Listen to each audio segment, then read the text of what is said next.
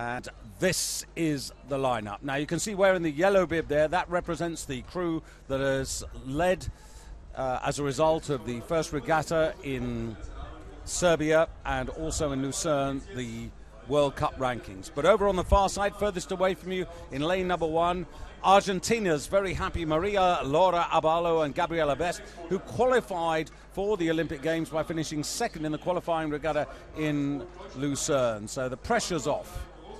Pressure's off, already sporting the Olympic rings on their rowing suits. In lane 2 for Germany, it'll be Kerstin HARTMANN and Marlene SINNIG. And the Germans really up against it. This partnership only 10th last year.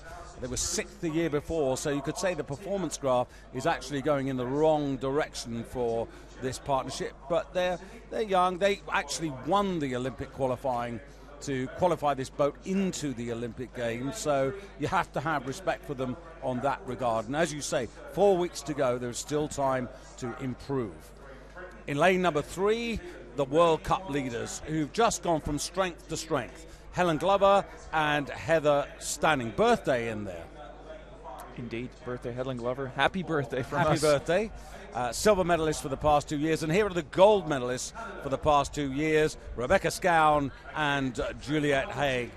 And interesting to see how much they've progressed as they sit right alongside the Olympic champions Georgeta ANDRUNACHE and Viorica SUSANU, Olympic champions in Beijing. And completing the lineup closest to you, the Canadian pair of Carolyn GANES and Larissa LAGZDINS. Now, they were 9th last year in the world, but more importantly, they actually failed to qualify for the Olympic Games. And already very smartly away, and on the far side there, Germany, who have taken an early lead over in lane 2. Far side, Argentina, then Germany. 3 from the top of your picture, Great Britain, the World Cup leaders. Then in black, New Zealand. The red hats of the Romanian Olympic champions and the white hats of the Canadians closest to you. Yeah, Argentina lagging a bit in that first 250 meters. What we saw in Lucerne was this pair of New Zealand, Juliette HAIGH and Rebecca SCOWN, not really able to bring their best rowing out there. It was technically a little bit sloppy, so they're already a bit improved, but compared to the Brits, they're still lagging behind technically, and that you can see that right here in the picture. It's a little bit power heavy in the New Zealand stroke, and the Brits in your picture right now much smoother, much more relaxed, much easier rowing from them. So Great Britain, very positive start, and they've learnt to really enjoy this, and they have half a length at the moment over Germany. Here Germany, facing you, Marlene SINNIG in the stroke seat, Kerstin HARTMANN in the bow of this women's pair. First included this particular category in the Olympics of 1996 in Montreal, in Atlanta. Atlanta 96, Montreal 76, so that's a 20-year difference indeed. Getting a little confused there. Yeah, so still Great Britain leading, but you can see the power of New Zealand is actually bringing them to the front as we speak, and that's the reason why they won last year in Bled. So Great Britain through the first 500 from New Zealand, then Romania in 3rd place, then Germany, Argentina, Canada, a spread of just under 4 seconds for the field, and Great Britain now stretching this to 3/4 of a length over New Zealand. Now New Zealand have realised that they really must make and contain better contact with the British, and British have gone to a clear length of water. Yeah, but the boat, in the Great British boat, who's stroking 36, is running much smoother than the New Zealand boat. Every single stroke, they stop the boat in their tracks and have to rewind it again to get them going. So that's the big difference between New Zealand, trailing now by about a boat length, and Great Britain. Germany and, the very experienced Romanians are lagging a bit, but fighting their own battle for bronze.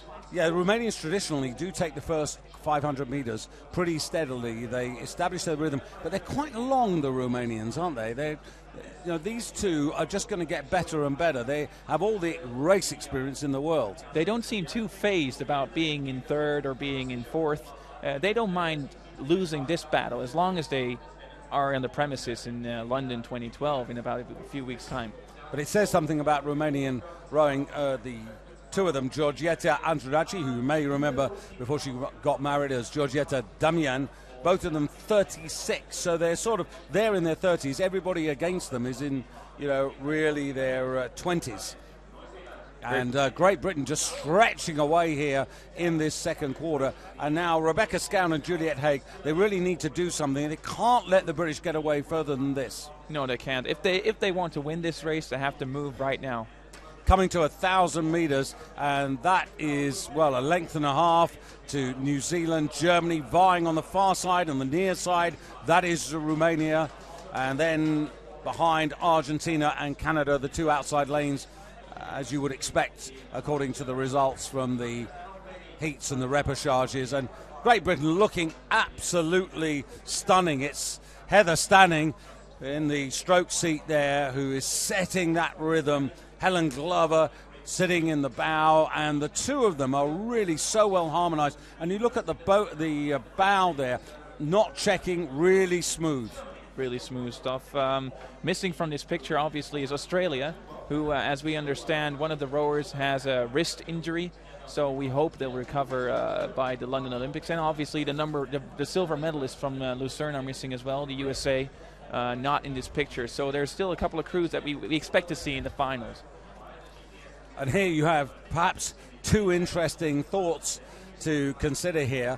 Are the British wanting to demolish their Kiwi rivals to sort of send a message to dishearten and discourage them?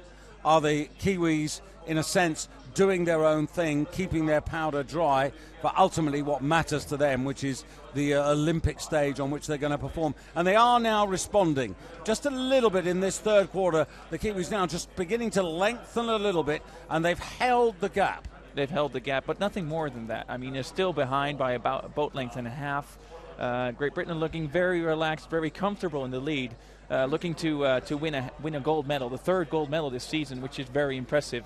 If you take into consideration that last year they were always playing second fiddle to the New Zealanders. Germany in third place, coming to the final quarter, 1,500 metres, and Great Britain a little bit more than a length and a half to New Zealand. And then look at this big gap here. Romania moving into what would be the bronze medal position. Germany demoted down to fourth place. On the near side, Canada getting the better of the argument with Argentina right over on the other side of the regatta course in lane one. But the further they go, I have to say, the more impressive. These two have really matured. Heather Stanning in the stroke seat, originally from Lossiemouth, up in Scotland. Helen Glover in the bow from Cornwall in Truro. That's where she was born. And their rivals, Rebecca SCOWN and Juliette HAIGH, really haven't got on terms with them at any stage of the race. And you'd have to think, Michiel, that they would also keep something up their sleeve if it was required. If it was required, they would probably be able to raise the rate and actually sprint off, but it's not necessary right now. They can just sit in their 35 stroke rate and just push off the Kiwis. We were rating 36, 37, and have to keep their eye to the left because Romania is not that far off.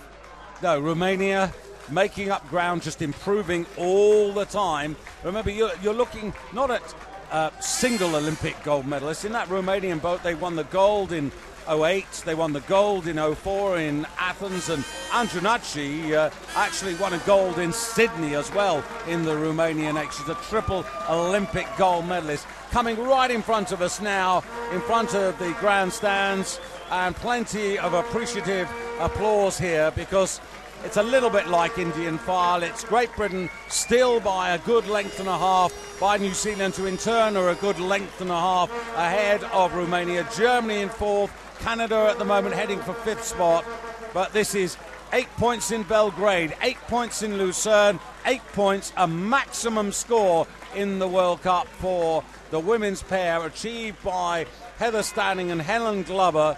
So terrific birthday present there, and solid work for Great Britain. And what a great start all the way through these World Cup regattas. That British duo have given the British squad performances a big boost right from the very first stroke. Well done to them. SCOWN and HAIGH from Wanganui and West End, well, they've got, 4 weeks in which to find a length and a half and a sprint. A length and a half. They were trying to sprint, but it wasn't that efficient. So indeed, they need to find that pace, find that rhythm, find that good stroke. And well, the same goes for this German pair. If they want to make the final or go for the medals, they need to improve. Sadly for the supporters here on the big grandstand here in Munich, no German success as yet. So that was the first of our finals.